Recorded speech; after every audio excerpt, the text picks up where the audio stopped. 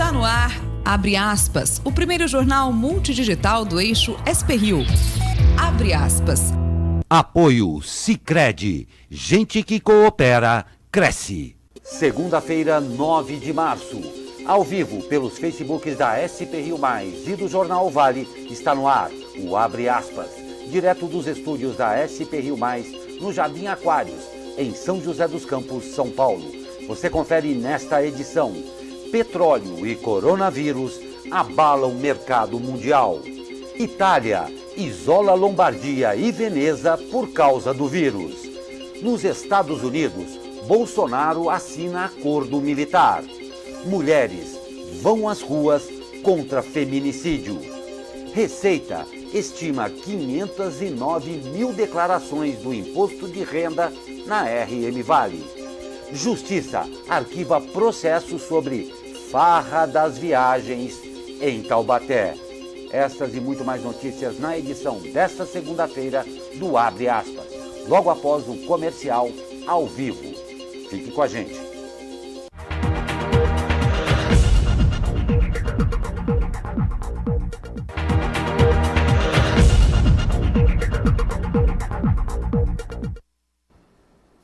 Voltamos ao vivo com Abre Aspas desta segunda-feira, 9 de março. Comigo, o jornalista Zé Guilherme. Muito bom dia, Zé. Bom dia, Glauco.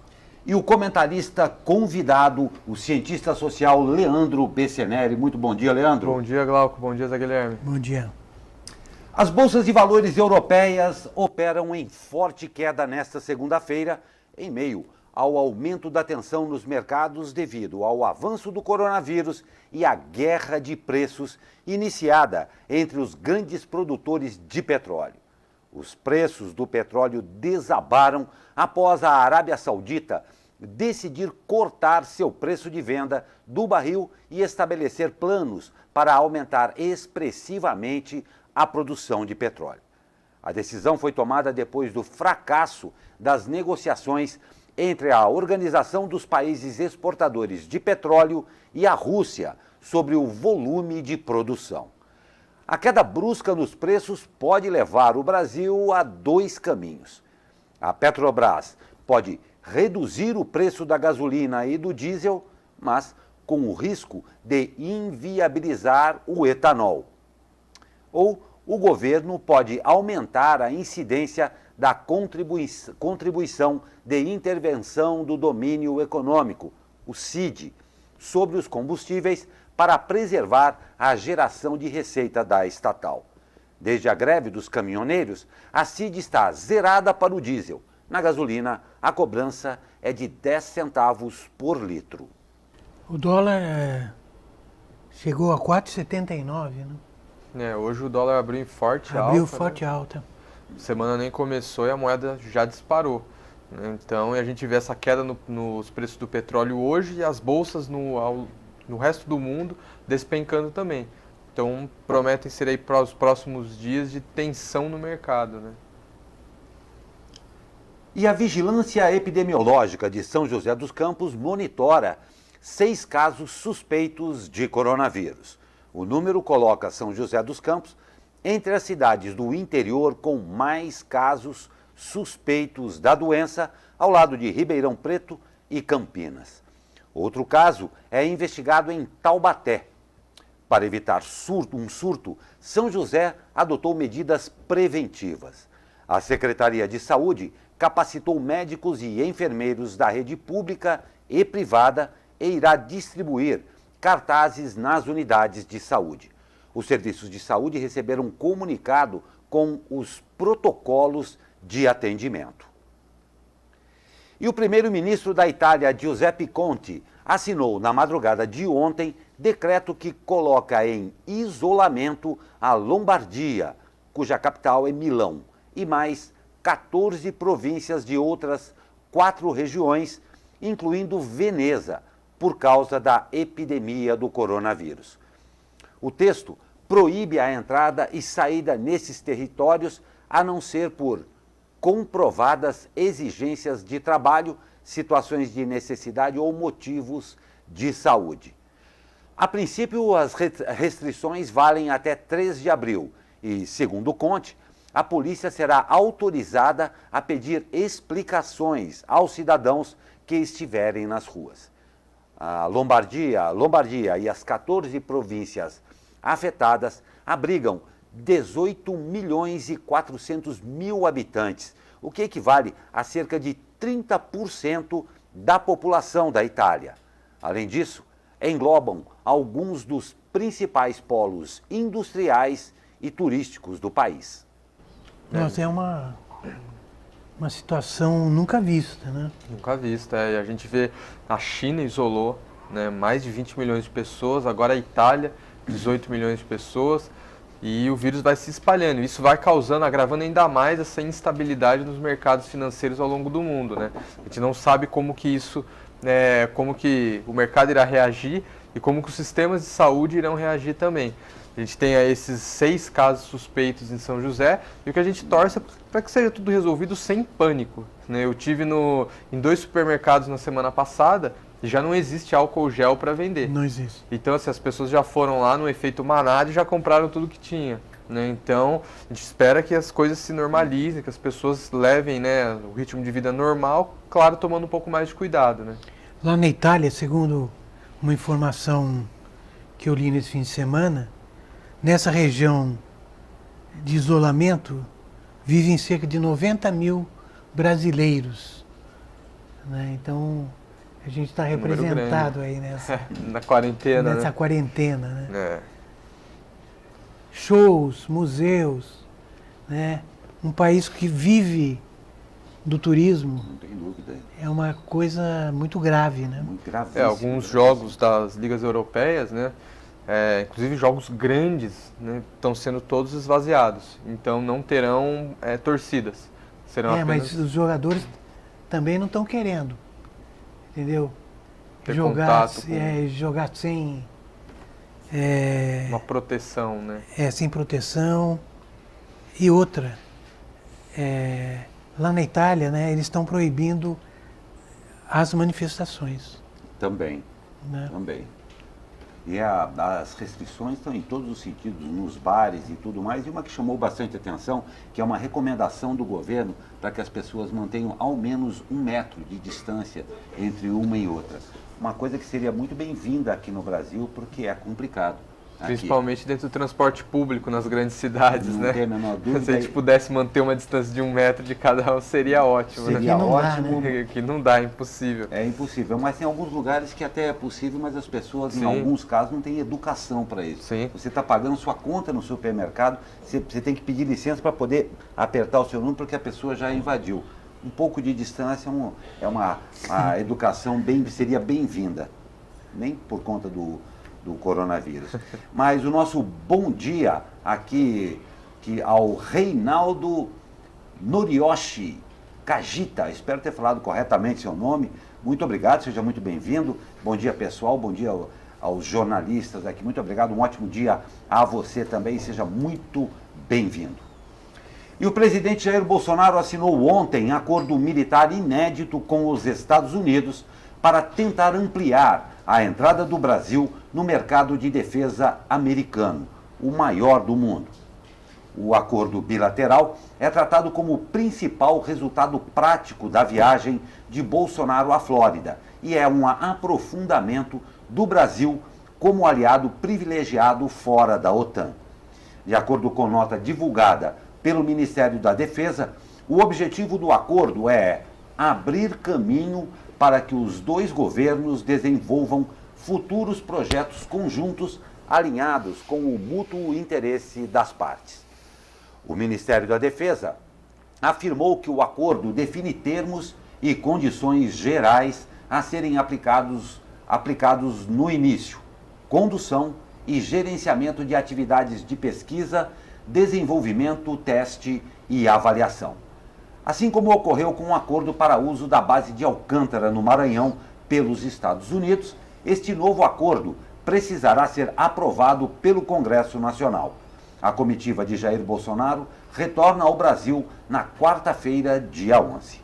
Lembrando aí que agora de manhã o presidente ia se encontrar com deputados republicanos lá nos Estados Unidos e no fim de semana ele e a primeira-dama estiveram no ateliê do artista brasileiro Romero Brito. Romero Brito. Aquele das cores. Bom, antes de embarcar para os Estados Unidos, Bolsonaro fez um convite novamente para o ato do dia 15. Um ato que, na verdade, é uma manifestação que, na verdade, tem como tema protestos contra o Congresso Nacional e o STF. Sabe-se que os assessores de Bolsonaro tentam convencê-lo a desconvocar esse ato justamente pelo momento do coronavírus e também por conta da crise que a gente está vivendo, né? Vamos ver se ele vai atender. Acho que não. Aí é um outro caso. E além disso, a gente tem que ver que a convocação de atos nesse sentido por parte do presidente da República fere a Constituição do nosso país, né? Isso que ele está fazendo é crime de responsabilidade, que é incitar manifestações contra os outros poderes. Isso está na Constituição, tem um parágrafo lá. Então, assim, a Dilma sofreu um impeachment porque ela supostamente praticou pedaladas fiscais. Ele agora dá a público convocar manifestações contra os outros poderes, que é um crime previsto na Constituição quando o presidente da República faz isso. Qual que é a atitude que a gente deveria tomar? Então, assim, ele age como se fosse um fora da lei que não se preocupa com nada, que faz as coisas da cabeça dele. Então, assim, não é assim que funciona. Ele é presidente de um país, ele representa o poder executivo, o Estado brasileiro, e ele deveria ter mais responsabilidade ao fazer isso. Pegou mal no Congresso, né? E o nosso bom dia é Eugênia Minecucci, que está aqui firme e forte conosco no Abre Aspas dessa segunda-feira. Um ótimo dia a você também. E mulheres se reuniram em cidades ao redor do mundo em manifestações pelo Dia Internacional da Mulher, celebrado ontem. Na América Latina, marchas aconteceram em um cenário de protestos mais abrangentes, engrossados por bandeiras como luta contra o feminicídio e políticas sobre o aborto. No Brasil, grupos feministas se reuniram na Avenida Paulista, no centro de São Paulo. Houve também atos no Rio de Janeiro e em Brasília. As manifestações foram menores que o habitual na Europa, em consequência da crise do coronavírus.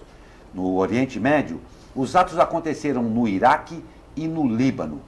Além disso, mulheres e homens participaram de uma manifestação em Islamabad, capital do Paquistão, mas foram agredidos com pedras, sapatos e pedaços de madeira por grupos religiosos enquanto marchavam pelas ruas.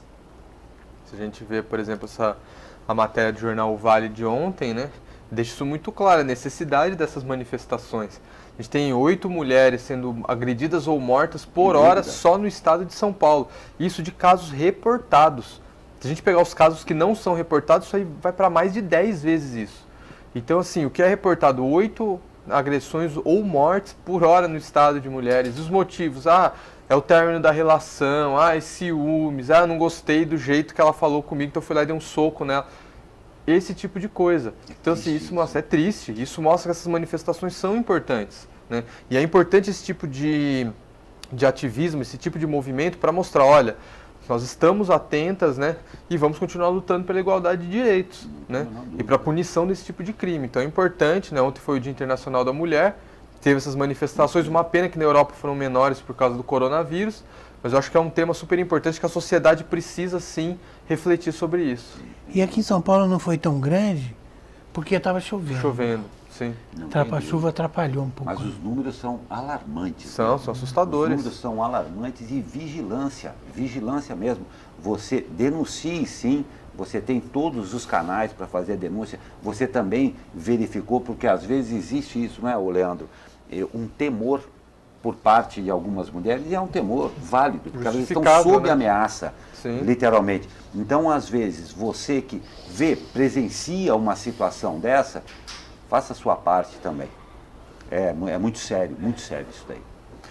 E o principal programa do governo federal de combate à violência contra a mulher ficou sem um único centavo no ano passado. A Casa da Mulher Brasileira é um programa que tinha como objetivo inicial construir ao menos uma unidade de atendimento integrado por Estado para aquelas que sofrem agressões físicas e psicológicas. Lançado ainda na gestão de Dilma Rousseff, o programa apoia mulheres que sejam alvo de violência causada por desconhecidos companheiros ou familiares. Até agora, no entanto, apenas 5 unidades estão funcionando. Em São Paulo, a estrutura local teve de contar com um investimento privado para que a obra fosse concluída.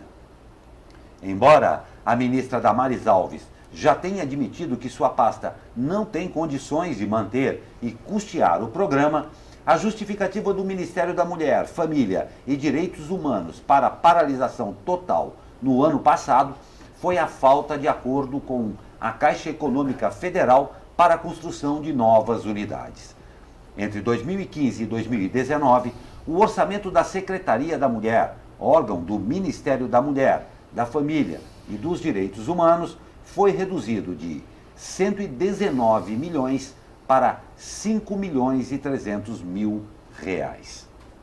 Enquanto o dinheiro é cortado no governo, no Brasil, uma mulher é agredida a cada 4 minutos, segundo dados do Ministério da Saúde.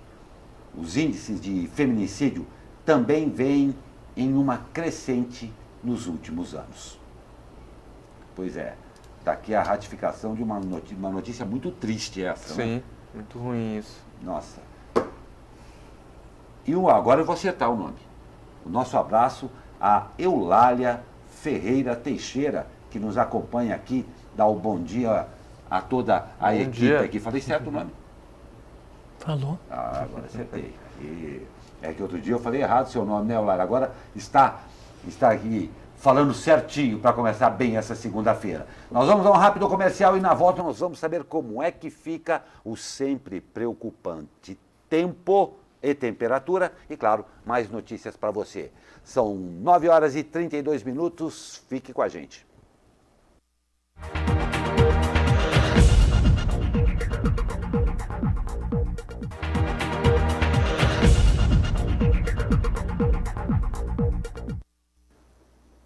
Uma segunda-feira que começou ensolarada aqui na Cassiano Ricardo, a gente pode ver o sol aí, parece que vai esquentar, mas vamos saber com ele. Fala, meu amigo Caio Souza, muito bom dia. Fala, Glauco Turzi, muito bom dia. A semana vai começar com bastante sol e calor aqui na nossa região. Nós teremos aí um dia de céu parcialmente nublado a claro, com muito sol e calor. As temperaturas podem chegar próximas dos 30 graus no Vale do Paraíba, 28 no litoral, 27 em São Paulo e 23 na Serra da Mantiqueira. Mas no final da tarde, por conta desse calor, nós podemos ter sim algumas pancadas de chuva isoladas. Essas condições do tempo devem permanecer sim ao longo de toda a semana. Então, pelo menos até a próxima quinta-feira, devemos ter dias aí de bastante sol e calor, com essas chances de pancadas de chuva no final da tarde. Caio Souza, direto da sala de operações do Tempo Vale, para o jornal Abre Aspas.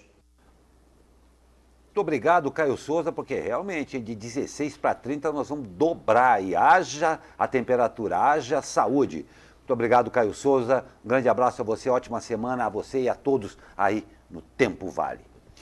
E a chuva que atingiu a cidade de São Paulo ontem colocou regiões da capital paulista em estado de atenção para alagamentos. O Centro de Gerenciamento de Emergências emitiu alertas para a zonas norte, oeste, leste e centro. O estado de atenção foi encerrado por volta das 16 horas. De acordo com o Corpo de Bombeiros, 111 chamados para quedas de árvore em Osasco, Cotia, Jaraguá e Pirituba foram feitos. Os bombeiros contabilizaram ainda 11 desmoronamentos e desabamentos e 29 enchentes e alagamentos em Osasco. Lembrar que tem chuva pela frente ainda. Chuva pela frente ainda. A gente está agora em março, né? As águas de março. As águas de março, e é preocupante. Depois de tudo que aconteceu em janeiro, em fevereiro, né? Agora no começo de março, então... Sem contar que já está tudo encharcado, né? Então, de repente, pode não ter o mesmo volume de chuva que teve aí no começo do ano. Mas o pouco que vier pode ter uma consequência bem mais Ontem séria. ainda estavam procurando corpos na Baixada Santista, Foi aquele deslizamento, né? uma calamidade. Até um ali na bombeiro foi... Dois bombeiros, Dois né? bombeiros morreram ali, Baixada, né? sem dúvida. E hoje é o primeiro dia que eu me lembre em muito tempo que amanhece sol com o céu aberto, né? Céu Sem aberto. muitas nuvens e sem uma perspectiva clara de chuva, né? Que a gente olhando assim parece que tá tranquilo por enquanto, né? Ah, mas Até o final do dia. Ontem teve um dia Surpresas até virão. bonito, mas no final da tarde, aqui, pelo menos aqui no Jardim das Indústrias, choveu até granizo. Teve uma pancada bem forte também. Então é a gente ter aí cuidado e atenção, muita atenção também. E já são 36 desaparecidos em Santos. A gente acabou de receber aqui da redação. É realmente muito triste, muito sério o que aconteceu lá. E a Justiça de Taubaté aceitou o pedido do Ministério Público e determinou o arquivamento do processo conhecido como Farra das Viagens. No caso, um levantamento feito pelo jornal O Vale mostrou que, em ao menos 70 viagens realizadas em 2017 e 2018, 14 vereadores de Taubaté apresentaram notas fiscais com despesas de mais de uma pessoa ou com gastos acima do razoável. Ouvidos pela Polícia Civil, parlamentares e servidores afirmaram que, nas viagens, cada um custeava as próprias despesas. Para o Ministério Público, essas versões são mentirosas, já que foram registradas refeições que custaram até R$ 424, ou em que foram consumidos 2,5 kg de comida ou 4 pratos por pessoa.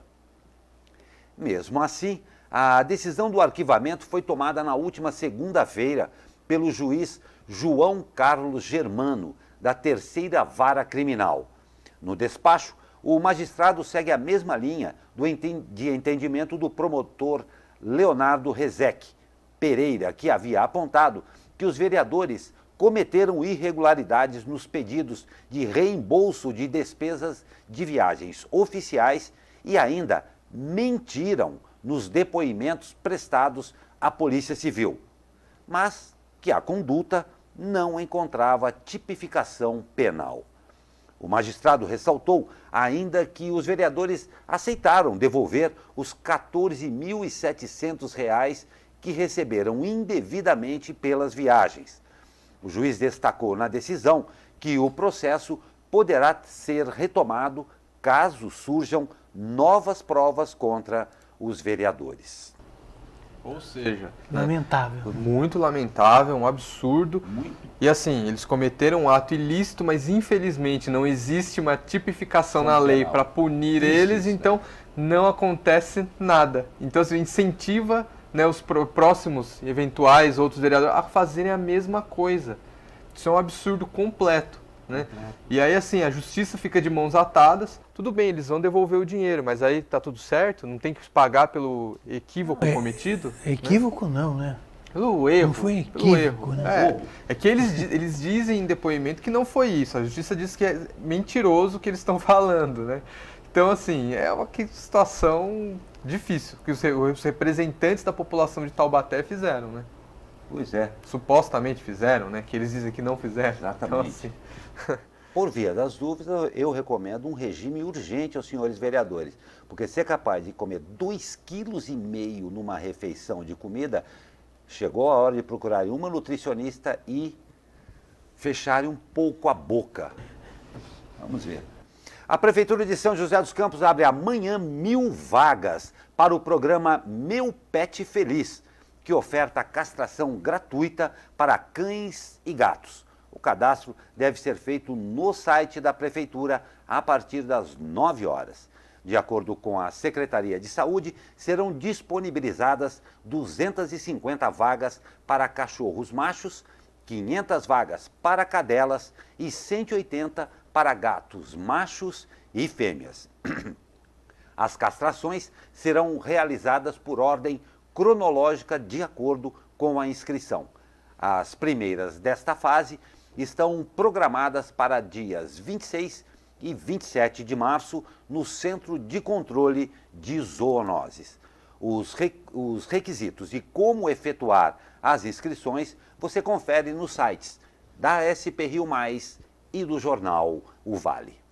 Queria ressaltar, né, a gente que mexe com essa questão animal, assim, que a gente lida, né, eu que sou um dos responsáveis por um abrigo de cães aqui na cidade, né, a gente vê a importância que tem a castração, né, ela é assim, além de não causar problema nenhum para o cachorro, muito pelo contrário, evita uma série de doenças, evita também comportamentos como, por exemplo, o animal fugir para ir atrás de outro, de repente uma cachorra que estiver no período do cio, né? A gente evita essa proliferação de animais nas ruas que a gente tem visto na cidade, né? Quem circula mais pelas regiões centrais não tem a dimensão de como que é isso no bairro, por exemplo, do Interlagos, na Zona Sul, nos bairros do Campo São José, na Zona Leste, nos bairros da Zona Norte. Tem muito cachorro na rua, muito cachorro abandonado, cães que não são castrados, e quando esses cães eles se reproduzem, não vai dar 2 ou 3 cachorros, dão 8, 9. A gente está atendendo um caso na zona leste de São José, no extremo leste da cidade, uma cachorra deu cria para 11 filhotes. Então, assim, é muito cachorro, cara, e não tem como você cuidar de tudo isso. A prefeitura, as zoonoses não tem condição. São muitos animais. Então a castração ela é fundamental, ela é importante. E as pessoas se conscientizem, é uma coisa super simples. O cachorro sai, vai ser castrado, volta para casa no mesmo dia, são cuidados mínimos. E aí você já fica com uma situação até de saúde, no caso de machos e fêmeas, muito melhor. Então que as pessoas se conscientizem, possam fazer e passem a fazer esse trabalho, né? Porque é de graça, não custa nada e evita uma série de problemas, né? No particular é caro, né? Mas no particular é caro em algumas clínicas, em outras é um pouco mais barato. Existem clínicas que fazem esse serviço a preços populares, né? Então, assim, existem clínicas que de fato cobram mais caro, que são clínicas mais sofisticadas, enfim, tem preço para tudo, né? Mas tem clínicas que fazem também esse procedimento por um custo menor, né? Isso evita uma série. E, por exemplo, uma cachorra que fica prenha, que eventualmente tem 11 filhotes, o custo para você manter esses 11 filhotes e a cachorra é muito elevado. E por mais que você fale, depois a gente consegue uma família para cada um, não é tão simples. A gente lá que já ajudou mais de 200 animais, a gente vê o quanto é difícil conseguir uma adoção para uma família, né, de um animal que de repente nasceu na rua, que foi resgatado. A gente não sabe o porte, não sabe às vezes a condição que ele estava ali, a gente leva no veterinário tudo, né, mas isso gera custo, é uma coisa super complicada. Então, a castração, no fundo, é o melhor caminho. Não tem dúvida. E uma coisa que eu acho que precisa ficar muito clara, que não se trata estritamente do cuidado com os pets. É claro que é isso também. Esse é um caso de saúde pública. Com é um certeza. caso de saúde pública. Então, precisa ficar muito claro isso daí também. E, Leandro, parabéns pelo seu trabalho, por todo esse seu ativismo nisso aí. Você e, claro, todo mundo lá. E você todo o sua grupo equipe, da um DotaPet. belíssimo trabalho. Parabéns Obrigado. a todos vocês. A gente agradece. E um homem de 59 anos morreu após um acidente envolvendo 2 bicicletas neste fim de semana na Avenida Carlos Pedroso da Silveira, em Taubaté. De acordo com o SAMU, o acidente ocorreu quando os dois colidiram próximo ao Seminário São José. Uma das bicicletas era motorizada. Com o impacto, o homem sofreu uma parada cardiorrespiratória e não resistiu enquanto estava a caminho do hospital. O outro envolvido, de 16 anos, está internado no Hospital Regional de Taubaté. é uma coisa incomum, né? Incomum, um acidente entre 2 bicicletas. O que a gente vê muito são acidentes entre bicicletas e veículos motorizados. Isso é muito recorrente, né? Inclusive com vítimas fatais. Se a gente andar aqui na cidade de São José, próximo da rodoviária nova, tem uma, ali na avenida do supermercado Sonda, uma bicicleta branca em homenagem a um ciclista que foi, né, atropelado e morto ali, no viaduto que liga a Sebastião Gualberto, ali o final da Sebastião Gualberto ao Parque da Cidade, né? ali em frente ao sindicato, um pouco depois da frente do sindicato dos têxteis ali, tem também uma Ghost Bike, né, aquelas bicicletas brancas em homenagem aos ciclistas que foram atropelados por veículos automotores nas vias, né? E a gente percebe uma situação inusitada, de fato, um acidente entre duas bicicletas, tudo bem que uma era motorizada, né, mas ainda assim uma situação diferente. Mas uma coisa que eu não sei vocês, mas a gente tem presenciado muito também, foi uma proliferação na motorização de algumas bicicletas que passou a ser um folclore. Eu vejo muito isso daí. Tem algumas pessoas que isso daí também não tem controle nenhum, mas ela passou a ser um outro veículo a partir da motorização. O poder de impacto dela é maior, o problema para quem a conduz também é melhor, e o que a gente vê, às vezes, algumas, vou dizer, umas crianças aí, aproveitando isso daí para fazer umas brincadeiras com um volume altíssimo, com aquele motorzinho ligado, mas passaram a ser uma arma mais poderosa. Então é importante que as autoridades também estejam atentas a isso aí, porque uma bicicleta motorizada andando na ciclovia a 40, 50 km por hora... É porque assim, quando a gente vê o preço de uma moto, né, uma moto custa aí de 4, 5 mil reais uma moto nova. Uma bicicleta motorizada, usada, você encontra por 800, 700, até R$1.000. Com a proliferação desses serviços de entrega, Uber Eats, Rappi, iFood, o pessoal que estava trabalhando com isso, eles trabalham 12, 13, 14 horas por dia, né, para conseguir ganhar no final do mês 800, 900 reais. Né? E aí, nesse modelo de exploração, o cara que pedala 14, 12 horas por dia, ele não consegue manter esse ritmo por um mês, 2 meses, ele começa a ficar desesperado. Aí ele acaba optando por comprar essas bicicletas. E foi muito bem lembrado isso que você falou, porque é um veículo motorizado a 50, 60 km por hora, né, ocupando as mesmas vias que ciclistas e pedestres ocupam, sem capacete, sem placa, sem sinalização, sem nada. Um certo folclore para pilotar aqui. Também. Então, assim, a gente vê uma situação complicada essa, né? São 3 empresas que estão impactando de uma determinada forma, né, a questão urbana ali, e a gente vê o poder público retardando a tomar uma atitude em relação a isso, né? Muito grande aí também. Normatizar e regular mesmo isso daí. Porque como você muito bem ressaltou, eu vejo às vezes rapazes aí de 15, 16 anos numa praça próxima à casa no lugar onde eu moro, tem uma praça e eles ficam esperando ali os pedidos do Uber Eats, do Rappi chegarem.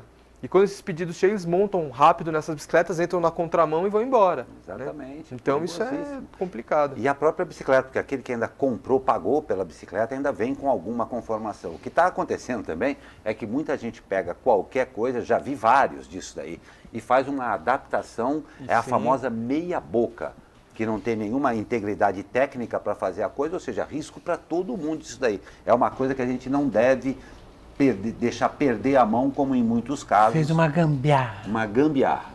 Perder a mão, como aconteceu com as motocicletas, que parecem que tem, atualmente, não estou falando de todos, obviamente, mas parece que tem um mundo em que elas atuam que é só delas. Eles podem andar na contramão. Agora a nova moda, outro dia eu já vi vários aí. À noite, os caras de entrega, eles andam com um flashlight na frente. Aquilo é perigoso. Primeiro que parece um policial, eles andam a milhão já e te incomoda a vista. Eles andam por uma segurança deles. Vamos ver aí o que é feito aí. E chegamos em março, né? E a Receita Federal estima receber 500 mil declarações do Imposto de Renda 2020 de contribuintes do Vale do Paraíba, entre originais e ratificadoras. O prazo para envio do documento pela internet começou nesta segunda-feira e segue, não se esqueça, até 30 de abril. Quem não entregar ou perder o prazo pagará multa de R$ 165,74 no mínimo. Pois é. Nós vamos para um rápido comercial e já voltamos. Fique com a gente.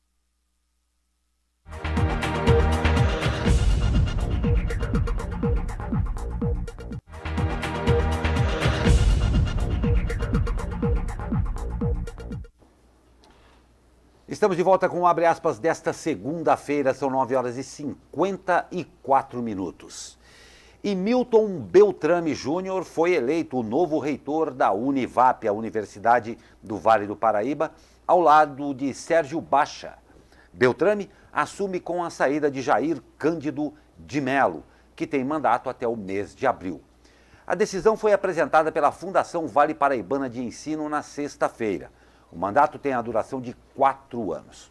A chapa concorria com a atual vice-reitora Sandra Maria Fonseca da Costa, que tinha como vice a professora da área de engenharia Ângela Crabe, que preside a comissão permanente do vestibular.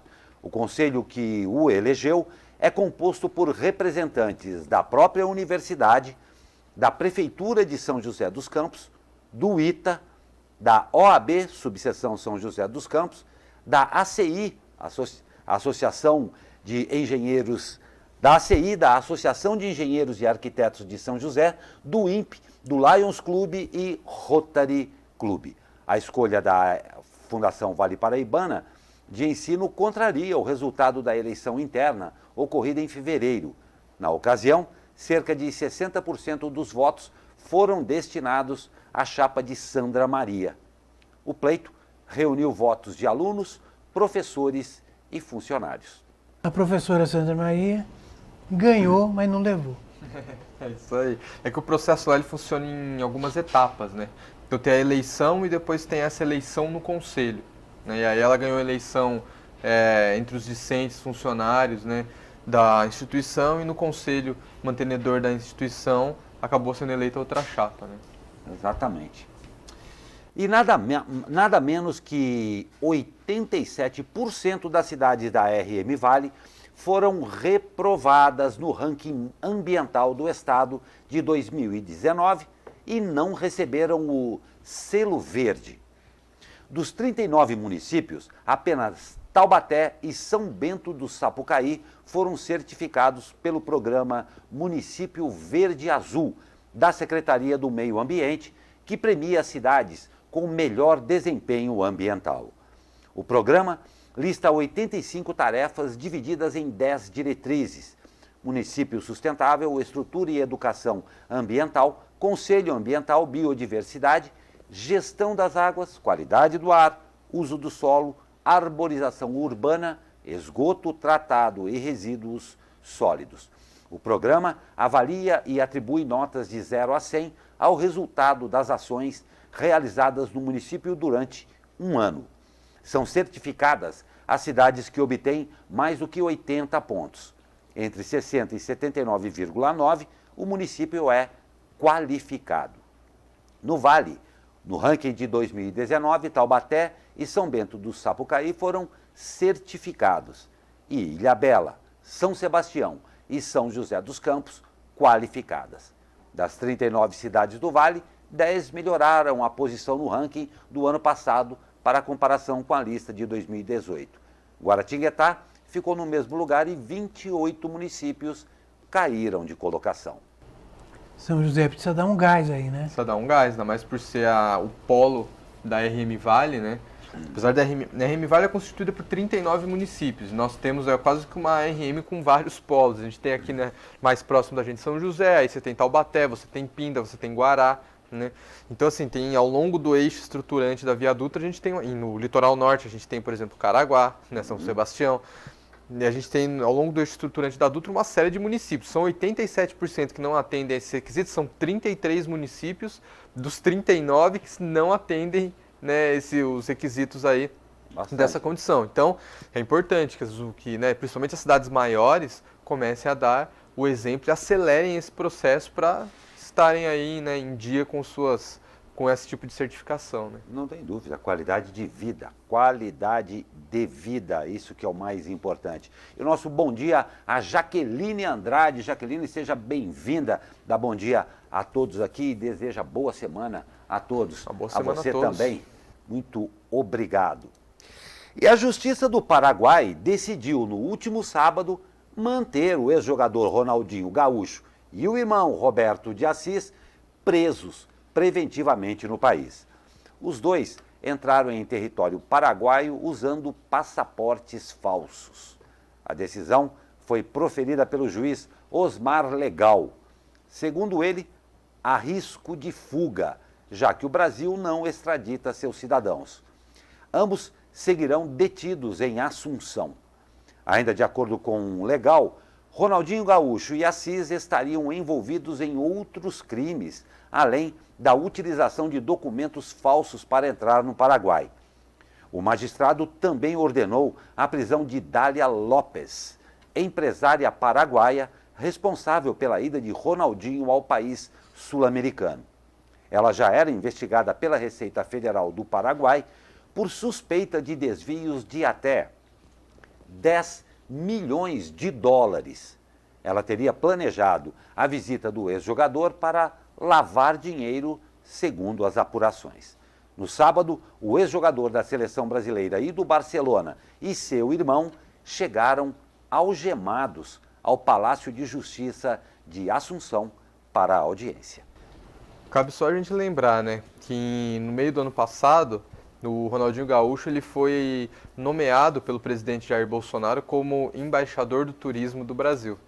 Então, bela representação, né, que ele está fazendo. Que exemplo, né? Lá no Paraguai. Uma questão totalmente estranha, né? Entrou como um documento falso no Paraguai, que não precisa entrar com passaporte, pode entrar só com RG brasileiro. Totalmente mal contada. Uma história bastante estranha. Tem ainda outros momentos. Desdobramentos disso daí. Mas fica uma vergonha isso daí, né? Mas vamos para o lado iluminado da força do esporte. E o líder foi feito para ser seguido. Bonito isso, hein? Jogando fora de casa, o Vôlei Taubaté superou o Cruzeiro por 3-0 e assumiu a liderança da Superliga Nacional, faltando só uma rodada para o fim da primeira fase. Que legal, hein? Com o resultado, os taubatianos alcançaram os 54 pontos na tabela contra 53 dos mineiros, ambos com 21 jogos. Agora, a equipe de Renan Dalzotto enfrenta no sábado SESI, no Abaeté, para terminar a primeira fase na liderança e, claro, garantir vantagem nos playoffs da competição. Enquanto isso, na segunda divisão, o São José Vôlei encerrou a primeira fase com derrota. Os joseenses foram superados pelo Uberlândia por 3-1 lá em Minas Gerais. A equipe da região encerra a primeira fase com 6 pontos. Uma campanha de 2 vitórias e 5 derrotas em 7 jogos disputados. Na fase eliminatória, os joseenses vão enfrentar o próprio Uberlândia. As datas ainda não foram divulgadas pela organização do campeonato. E dentro do campo, eles foram cascudos. Pela 11ª rodada do Campeonato Paulista da Série A2, o Burro da Central arrancou um empate por 1-1 contra o Rio e completou 3 partidas de invencibilidade no torneio estadual. O Burrão, comandado pelo técnico João Valim, se mantém na 4ª colocação com 18 pontos e ainda mais próximo da classificação às quartas de final. O time da região tem 1 ponto a menos do que o líder Monte Azul. Agora, os taubateanos voltam a jogar no próximo sábado, quando recebem o 15 de Piracicaba, atual 3º colocado, jogo que acontecerá lá no Joaquinzão. E no basquete, tem jogo, tem torcida. Mesmo já eliminado do NBB, o São José enfrenta hoje o Brasília, às 20h30 no ginásio da ASCEB, na capital federal. O jogo é válido pela 25ª rodada do torneio nacional. A equipe da região é a 14ª colocada com 20% de aproveitamento, 5 vitórias e 20 derrotas. Os joseenses perderam os últimos 3 jogos, sendo o último revés para o Flamengo por 102-97, na prorrogação na última quinta-feira, dia 5. Com essa derrota para o rubro-negro, o São José viu acabarem as chances de classificação à próxima fase. Pois é, acabou a fase aí para o São José, mas tem mais jogo pela frente aí. Vamos ver. O que importa é que o esporte da região está acontecendo, mas ainda não temos um time na primeira divisão. Sonho de todo mundo. Nosso sonho aí. Daqui só eu e Zé Guilherme vimos um time na primeira divisão do glorioso Vale do Paraíba. É ou não é, Zé? Exatamente. Pois é. Pois é, com as notícias de esporte, a gente vai encerrando aqui o Abre Aspas desta segunda-feira, que promete esquentar. Vocês viram aí que vai dobrar a temperatura. Zé Guilherme, um ótimo dia, uma ótima segunda-feira. Até amanhã. Até amanhã. Leandro Beceneri, comentarista convidado, um prazer sempre tê-lo em nossa bancada. Um ótimo dia a você. Prazer é meu, agradeço. Uma boa semana para todo mundo aí. Estamos só na segunda ainda. Pois é, vamos aí. Força, que a semana está só começando. Amanhã, ao vivo, mais um Abre Aspas e, claro, esperamos por vocês. Ótimo dia e até amanhã.